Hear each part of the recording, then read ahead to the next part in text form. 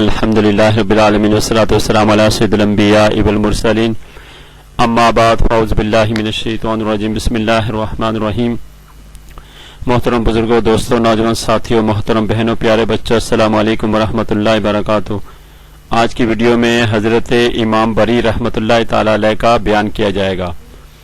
امام بری رحمۃ اللہ تعالی علیہ کے والد محترم حضرت سخی محمود شاہ رحمۃ اللہ علیہ تھے، جو نجف اشرف کے فارغ التحصیل تھے اور اپنے زمانے کے متقی، زاہد اور بڑے عالم تھے۔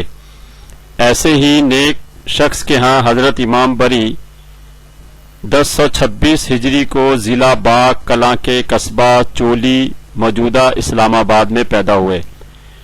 آپ کا اصل نام سید عبداللطیف شاہ ہے، لیکن آپ امام بری کے لقب سے مشہور ہیں۔ یہ لقب آپ کو اس زمانے کے ایک ولی حضرت جمال شاہ المعروف زندہ پیر رحمت اللہ تعالی علیہ نے عطا فرمایا تھا۔ ایک ولی اللہ کے مبارک منہ سے جو آپ کے لیے امام بری کا خطاب نکلا تو وہ ایسا مقبول ہوا کہ آج دنیا میں آپ اپنے اصل نام سے زیادہ اپنے لقب امام بری سے زیادہ مشہور ہیں۔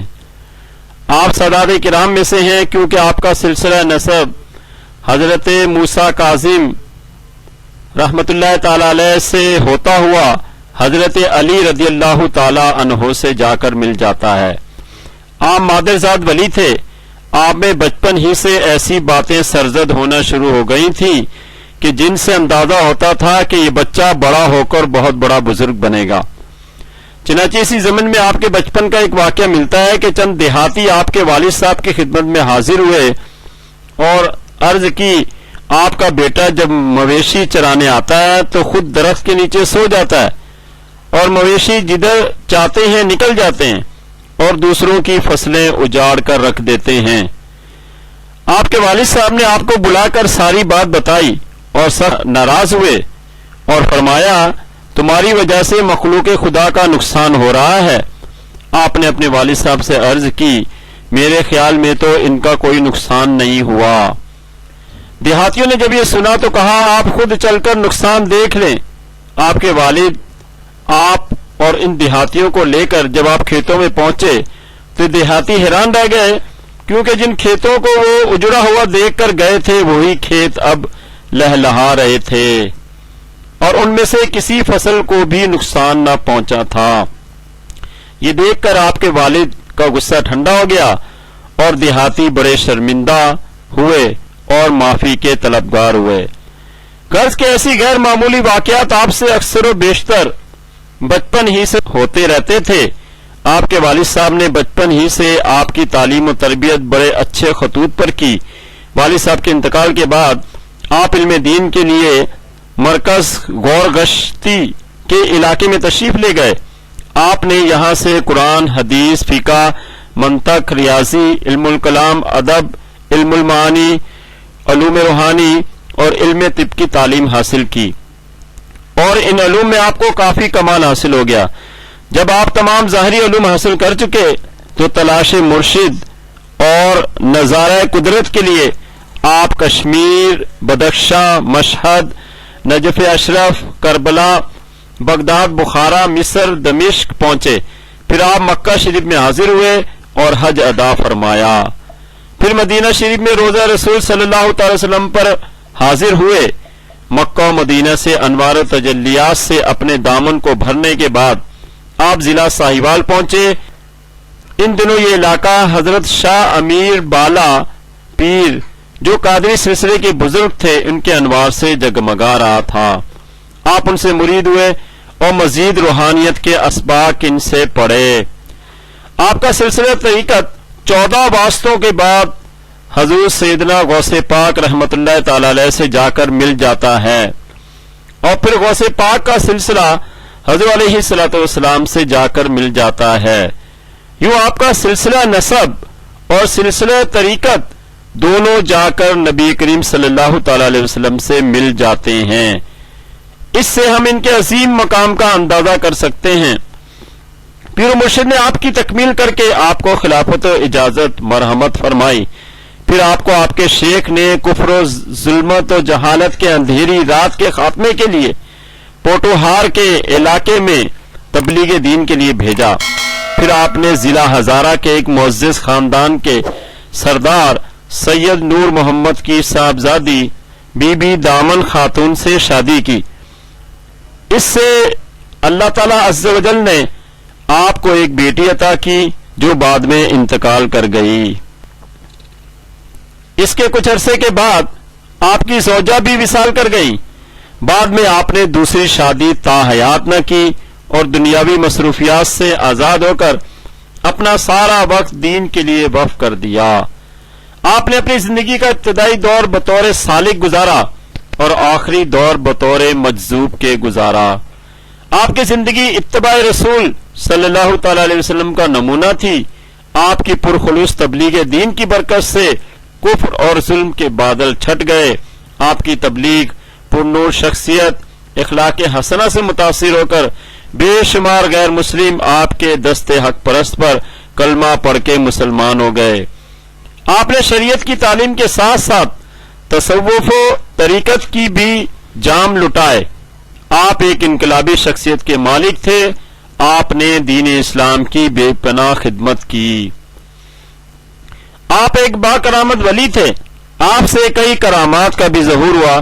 چنانچہ ایک مرتبہ حضرت امام بری ایک خوش درخت کے نیچے آرام فرما رہے تھے کہ چند آدمی اپنے جانور چراتے ہوئے ادھر نکل آئے۔ آپ ان کے شور شرابے کی وجہ سے بیدار ہو گئے۔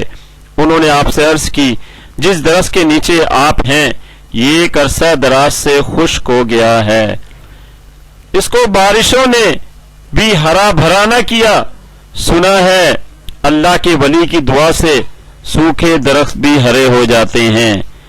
آپ اگر واقعی اللہ کے ولی ہیں تو دعا کریں تاکہ یہ سوکھا درخت ہرا ہو جائے۔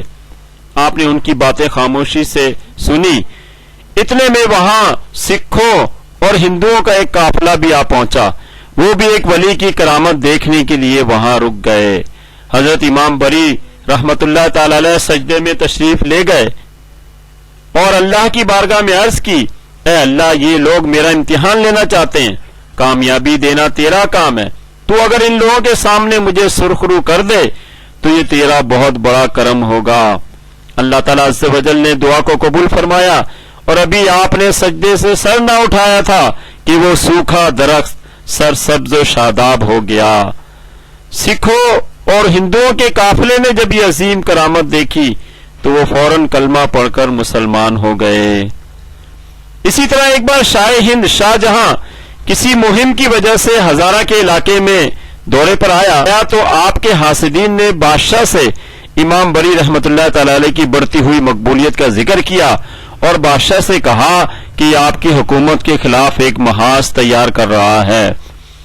بادشاہ لوگوں کی باتوں میں آ گیا اور اس نے حضرت کے لیے ایک لشکر جرار تیار کیا اور بادشاہ نے اپنے بیٹے سلطان اورنگزیب عالمگیر کی ڈیوٹی لگائی کہ وہ امام بری رحمت اللہ تعالی علیہ کے آستانے پر جا کر آپ کو آپ کے عقیدت مندوں کو گرفتار کرے۔ اورنگزیب آپ کی درگاہ میں فوج لے کر پہنچا اور آپ اس وقت درس قرآن دے رہے تھے۔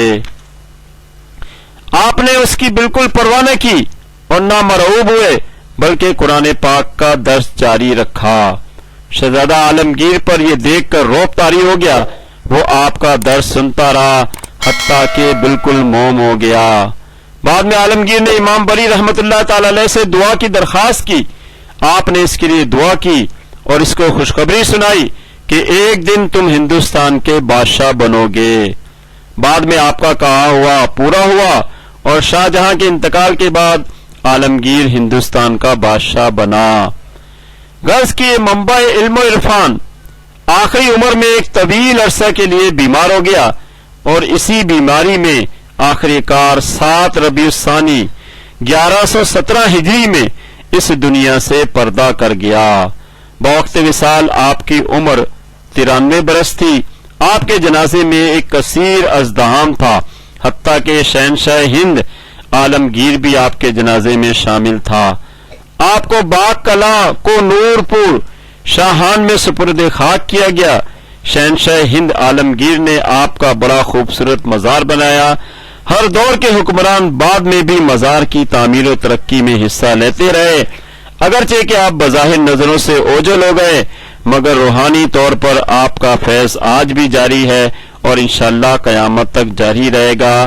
خدا تعالی ہمیں بھی اس فیض سے فیضیاب ہونے کی توفیق عطا فرمائے اور امام بری کے نقش قدم پر چلنے کی توفیق عطا فرمائے۔